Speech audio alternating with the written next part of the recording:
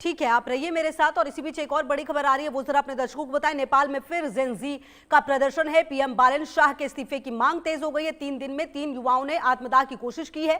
2 युवाओं की मौत हुई है, एक की हालत गंभीर बताई जा रही है। नेपाल में बेरोजगारी के खिलाफ गुस्सा है। भारत के पड़ोसी देश नेपाल में राजनीतिक संकट गहराता जा रहा है। राजधानी काठमांडू समेत कई इलाकों में प्रधानमंत्री बालेन शाह के खिलाफ प्रदर्शन तेज हो गए हैं। पिछले 3 दिनों में 3 युवाओं ने आत्मदाह की कोशिश की है, जिसमें से 2 की मौत हो चुकी है। इन घटनाओं के बाद प्रदर्शनकारियों का गुस्सा फूट पड़ा है और वो प्रधानमंत्री के इस्तीफे की मांग कर रहे हैं।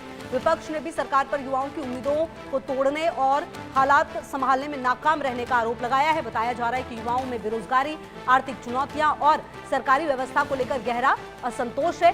विरोध प्रदर्शन लगातार उग्र होते जा रहे हैं और इससे नेपाल की राजनीतिक स्थिरता पर भी सवाल खड़े हो रहे हैं। आप सबकी नजरें इस बात पर है कि प्रधानमंत्री बालेन शाह इस संकट से कैसे निपटते हैं और क्या सरकार प्रदर्शनकारियों की मांगों पर कोई बड़ा फैसला लेती है। अतुल की मौजूदगी लगातार मेरे साथ है। तो देखिए, 3 दिन में 3 युवाओं ने आत्मदाह की कोशिश की, जिसमें से 2 की मौत हो गई है। बड़ी उम्मीदों के साथ जेनजी का ही वो प्रदर्शन था जिसने पूरे नेपाल में सत्ता बदल दी थी, और अब एक बार फिर से जेनजी का ये प्रदर्शन होता हुआ और काफी तेज प्रदर्शन है। क्या जानकारी मिल पा रही इस प्रदर्शन को लेकर?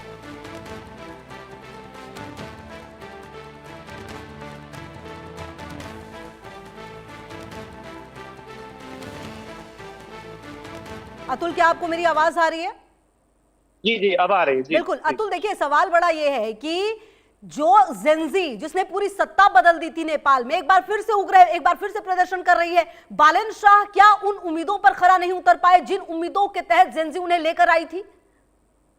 जी बिल्कुल, आप देखिए हालिया घटनाक्रम पर आप नजर डालें और जिस तरह के बयान जो हैं युवाओं के माध्यम से सामने आ रहे हैं, तो उससे कहीं ना कहीं यही प्रतीत होता है कि साल 2023 में जिस तरह का जेनजी आंदोलन देखा गया था और जो मुद्दे थे उस वक्त के, वो मुद्दे कहीं ना कहीं 3 साल बाद भी जो है अभी भी बरकरार हैं। सत्ता बदली है नेपाल में, चेहरे बदले हैं, लेकिन फिर भी जो ज्वलंत मुद्दे थे उस वक्त के, वो आज भी मुद्दे जो है बरकरार है। उसी को लेकर आप देखिए कि जो है एक के बाद एक 3 अटेम्प्ट हमने देखे हैं युवाओं की तरफ से आत्मदाह करने की। पहले इनमें से 2 केसेस में जो है बताया ये जा रहा है कि 2 युवाओं की जो मौत भी हो गई है, और इसका ट्रिगर जो है इनफैक्ट एक जो सबसे पहला केस जो आत्मदाह का हुआ, उसमें एक युवक की जो है पुलिस के साथ बहस हो गई थी अपने बाइक को पार करने को लेकर। और उसके बाद जाहिर सी बात है, जो पहले से ही जो कुछ मुद्दे थे, चाहे वो बेरोजगारी हो, जो अपॉर्चुनिटीज की कमी हो, और जो आर्थिक जो ग्रोथ का की जो बात की जाती है, उसमें जो कमी जिस तरह से देखी जा रही है नेपाल में, वो सब मुद्दे जो पहले से ही जो एक तरह से एक जो चीजों को मेल्टिंग पॉट की तरह बना रहे थे, उसके बाद ये घटना जो है वो ट्रिगर पॉइंट हो गया। और उसके बाद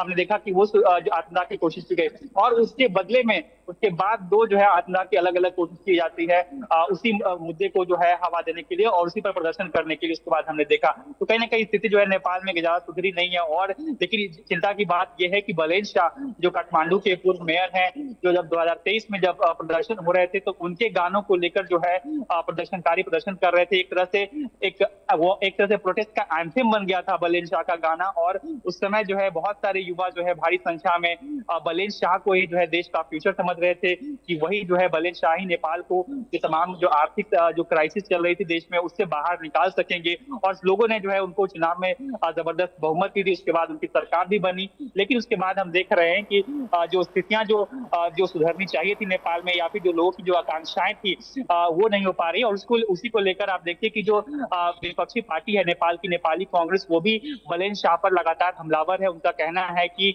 बालेन शाह जो है वो लोगों की जो आकांक्षाएं थी, जो उम्मीदें थी, उनको जो है पूरा नहीं कर पाए हैं। उस पे जो है उन फ्रंट्स पे जो है उनको उनकी सरकार को जो है मार खानी पड़ी है। बहुत शुक्रिया आपका इन तमाम जानकारियों के लिए।